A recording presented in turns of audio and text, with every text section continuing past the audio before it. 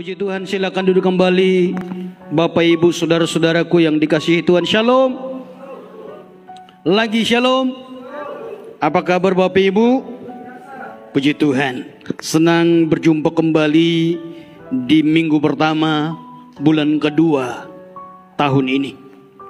Anugerah Tuhan kalau masih memberi kekuatan, kesempatan buat kita untuk dapat beribadah, itu kebaikan Tuhan.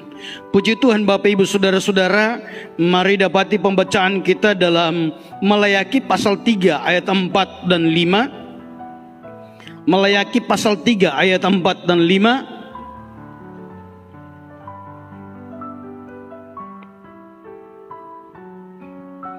Maka persembahan Yehuda dan Yerusalem akan menyenangkan hati Tuhan seperti pada hari-hari dahulu kala dan seperti tahun-tahun yang sudah-sudah.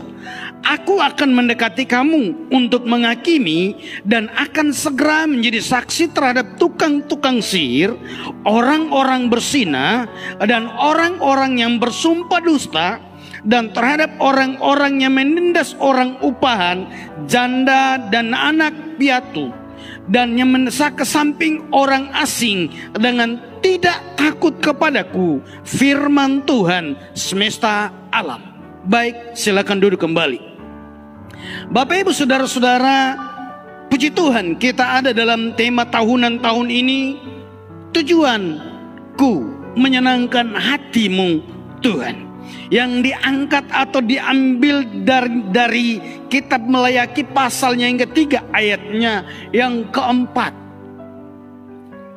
Kenapa tujuanku menyenangkan hatimu? Karena kerinduan hati saya sebagai hamba Tuhan, pelayan di tempat ini, ingin agar supaya semua yang kita lakukan dimanapun juga itu menyenangkan hati Tuhan. Dan Bapak Ibu tahu, ketika kita melakukan segala sesuatu untuk menyenangkan hati Tuhan, maka berkat-berkat Tuhan akan tercurah bagi kita. Seorang anak saja, apabila dia melakukan sesuatu untuk menyenangkan hati orang tuanya senang, dan apapun juga yang dia minta dicukupi. Tapi coba kalau anak itu melawan, pemberontak, malas belajar, tidak ada sesuatu yang membanggakan orang tua dari perbuatannya, bisa jadi anak itu diusir dari rumah, atau bisa jadi dibanding-bandingkan dengan orang lain. Nah Bapak Ibu saudara-saudara, demikian pun Tuhan, apabila kita melakukan sesuatu menyenangkan hatinya, dia suka dengan apa yang kita lakukan, maka berkat Tuhan menjadi bagian kita. Pada zaman Malayaki, kenapa ayat ini ditulis? Karena orang-orang Yehuda, orang-orang Yerusalem tidak lagi melakukan hal yang baik, yang menyenangkan hati Tuhan. Maka di bagian ini Malayaki bilang sama mereka, ada hal-hal yang akan Anda lakukan untuk menyenangkan hati Tuhan, supaya persembahan kita itu menyenangkan hati Tuhan. Tanggal 23 kemarin saya sampaikan khotbah ini juga ada 2 poin yang saya bagikan bagi saudara waktu itu. Yang pertama, kalau mau menyenangkan hati Tuhan, maka jangan hidup dalam perdukunan. Sekali lagi, kalau mau menyenangkan hati Tuhan, maka jangan hidup dalam perdukunan. Ayat yang kelima, dia bilang begini, aku akan mendekati kamu untuk menghakimi dan akan segera menjadi saksi terhadap satu tukang-tukang sihir. Artinya begini, Tuhan tidak suka dengan orang yang hidup dalam perdukunan.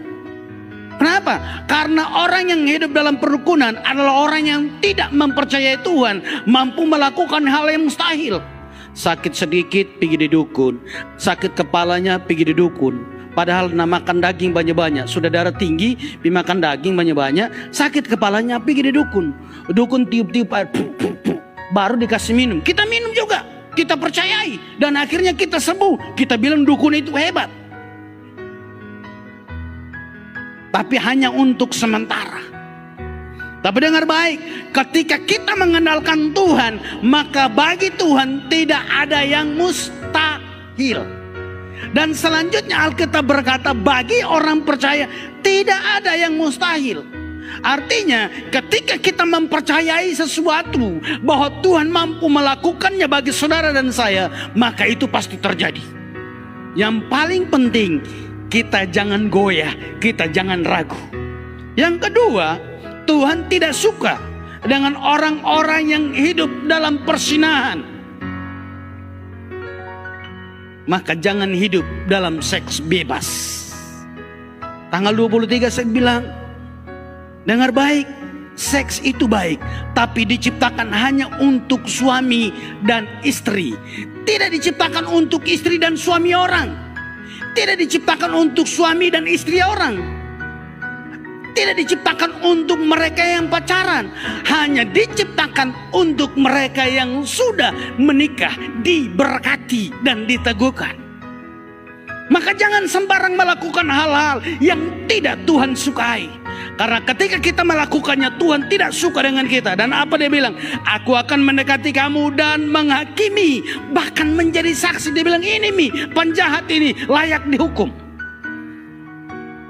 Tapi ketika kita hidup menyenangkan hati Tuhan dengan tidak melakukan atau tidak melakukan persinahan dan tidak hidup dalam perukunan, ini menyenangkan hati Tuhan. Dan kali ini poin ketiga dan keempat. Selanjutnya, apa yang Tuhan tidak suka untuk kita lakukan? Dia bilang begini, dan orang-orang yang bersumpah dusta. Yang saya ingin angkat dari bagian ini, Tuhan tidak suka dengan orang yang suka berbohong. Sekali lagi, Tuhan tidak suka dengan orang yang hidup dalam kebohongan. Ya, katakan ya, tidak, katakan tidak. Amin. Amin. Sekali lagi, Tuhan tidak suka dengan kebohongan. Tuhan tidak suka dengan orang-orang yang suka bohong. Ya, katakan ya. Tidak, bilang tidak. Ada, bilang ada. Kalau tidak ada, memang tidak ada. Jangan kita bohongi. Jangan kita berbohong. Karena apa?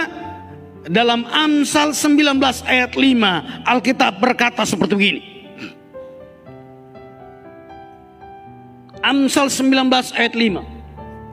Saksi dusta tidak akan luput dari hukuman. Orang yang menyemburkan kebohongan tidak akan terhindar. Bapak Ibu saudara-saudara,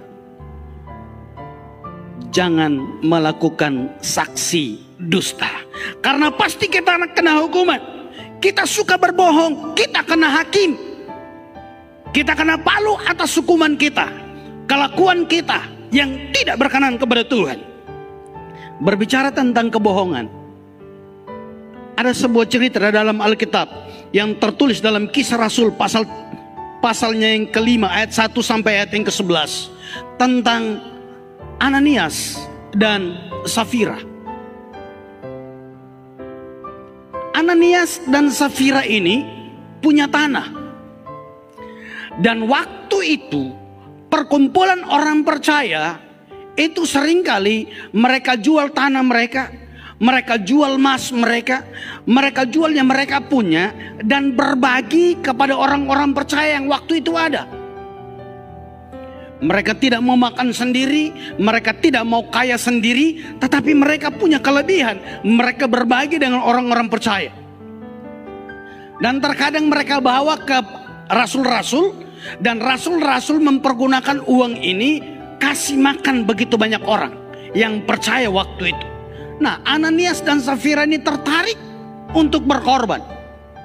Mulailah mereka berjanji di hadapan Petrus dan rasul-rasul, kami punya sebidang tanah, dan tanah ini akan kami jual.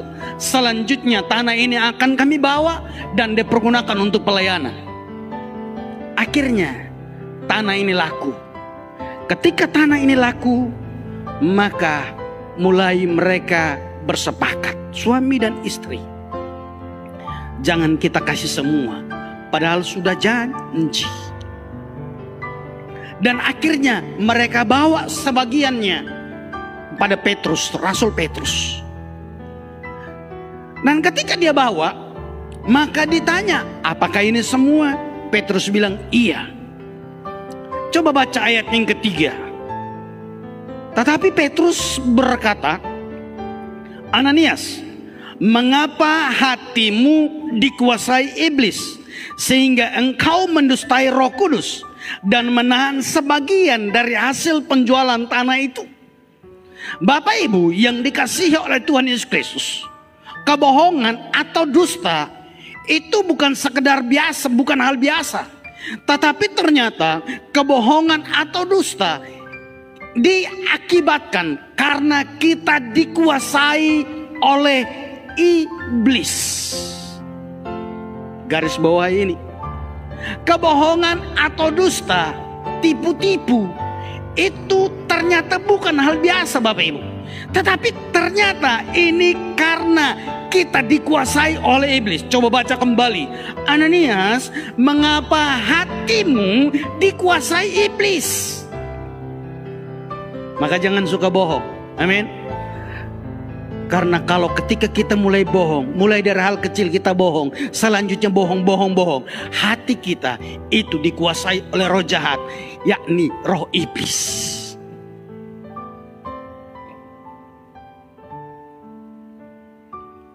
Selanjutnya Bapak Ibu Saudara-saudara, ketika ditegur seperti begitu,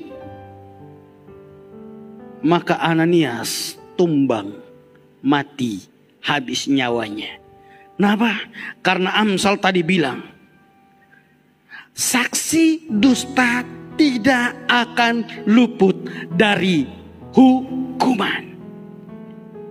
Jangan suka berbohong, jangan suka berdusta. Dalam rumah tangga belajar jujur dengan kondisimu.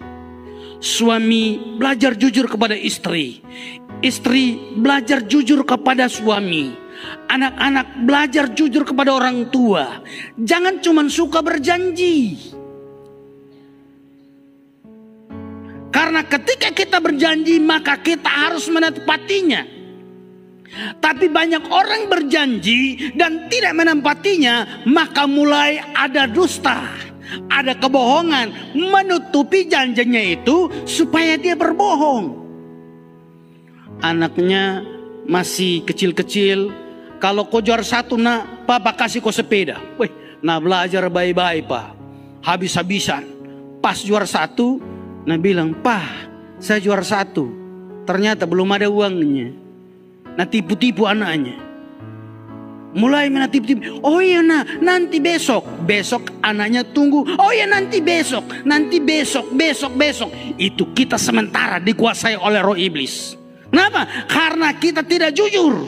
Karena kita sudah terlanjur berjanji. Kita bohongi anak-anak kita dengan kondisi itu.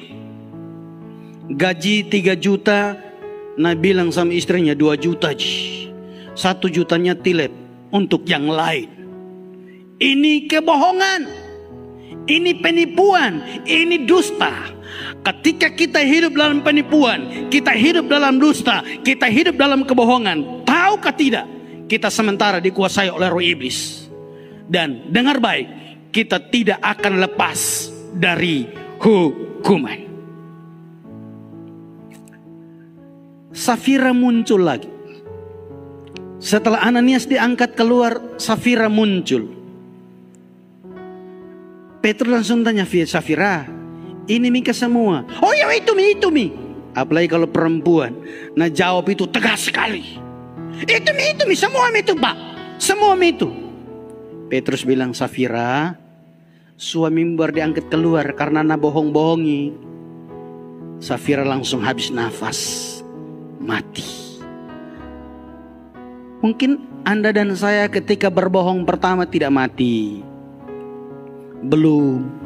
Tapi tahu enggak, rohani kita semakin mati. Rohani kita mulai mati. Dan akhirnya kita hidup, tapi sementara dalam kondisi mati. Kenapa? karena kita hidup dalam kebohongan.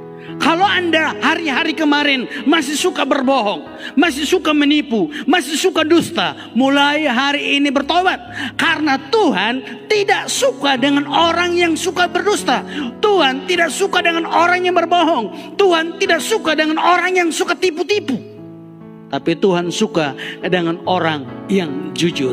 Ketika kita jujur, maka Tuhan senang, nama Tuhan dimuliakan dalam kehidupan kita. Berkat Tuhan terus menjadi bagian kita. Yang kedua yang ingin saya bagikan bagi saudara hari ini, ayat yang kelima kembali dari Maleakhi pasalnya yang ketiga. Aku akan mendekati kamu untuk menghakimi dan akan segera menjadi saksi terhadap tukang-tukang sihir, orang-orang berzina, dan orang-orang yang bersumpah dusta. Dan yang keempat hari ini, atau yang kedua hari ini, terhadap orang-orang yang menindas orang upahan, janda dan anak piatu, dan yang mendesak ke samping orang asing dengan tidak takut kepadaku, firman Tuhan semesta alam. Yang kedua hari ini, poin yang ingin saya sampaikan kepada saudara, Tuhan tidak suka dengan orang yang suka mencari keuntungan dengan cara menekan dan merampas hak orang. Tuhan tidak suka itu. Bapak ibu saudara-saudara, kalau Anda punya pekerjaan misalnya, atau Anda dan saya, kita punya panggil orang kerja kepada kita. Kalau gajinya sekian, kasih sekian. Kesepakatannya segitu, kasih sekian. Jangan sampai kita mencari keuntungan dari situ, kita tekan dia, kita paksa dia supaya kita mengambil keuntungan dari itu. Tuhan tidak suka dengan itu.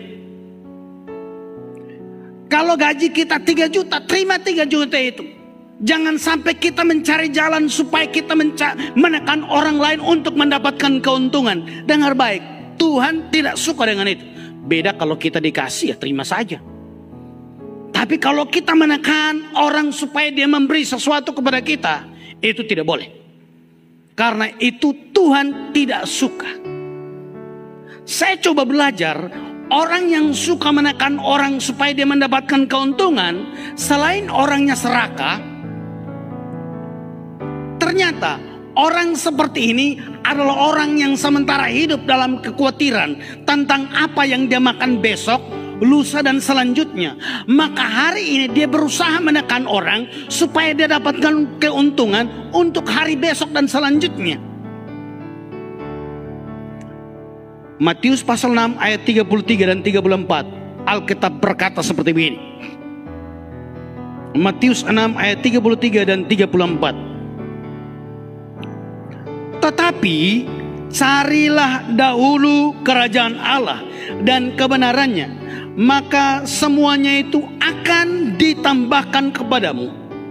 Sebab itu janganlah kamu khawatir akan hari ini, hari besok, karena hari besok mempunyai kesusahannya sendiri. Kesusahan hari ini cukup untuk hari ini. Tuhan bilang jangan khawatir. Sekali lagi, orang yang suka mencari keuntungan lebih dengan cara menekan, merampas hak orang, adalah orang yang sementara hidup dalam kekhawatiran akan hari besok dan selanjutnya. Maka dengar baik, Tuhan bilang tentang kekhawatiran, cari dulu Tuhan. Cari dulu Tuhan. Maka yang lain akan Tuhan tambahkan. Kalau ayat-ayat sebelumnya, Tuhan bilang jangan khawatir akan makan minummu, pakaimu, hari depan. Dia suruh lihat burung. Dia bilang burung tidak pernah mengumpul makanannya, tidak punya gudang makanan. Burung beda dengan semut.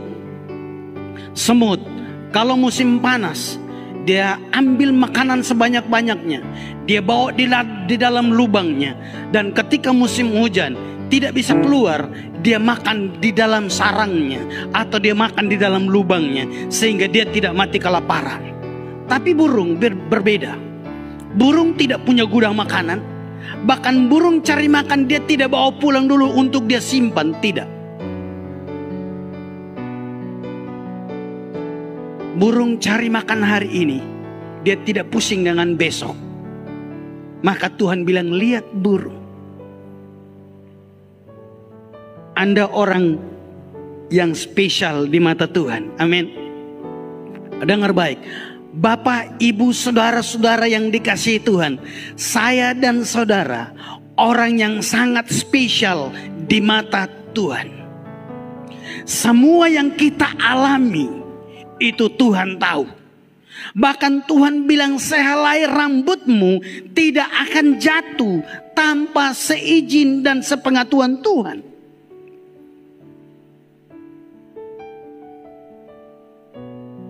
Nafas hidup kita dia pegang. Bahkan ketika kita melakukan dosa, melakukan pelanggaran, dan sementara antri ke neraka, Tuhan bilang, jangan mereka ke neraka, biar saya saja. Saya yang harus mati menembus mereka. Maka Tuhan turun dari taktanya, merebut kita dari api neraka itu.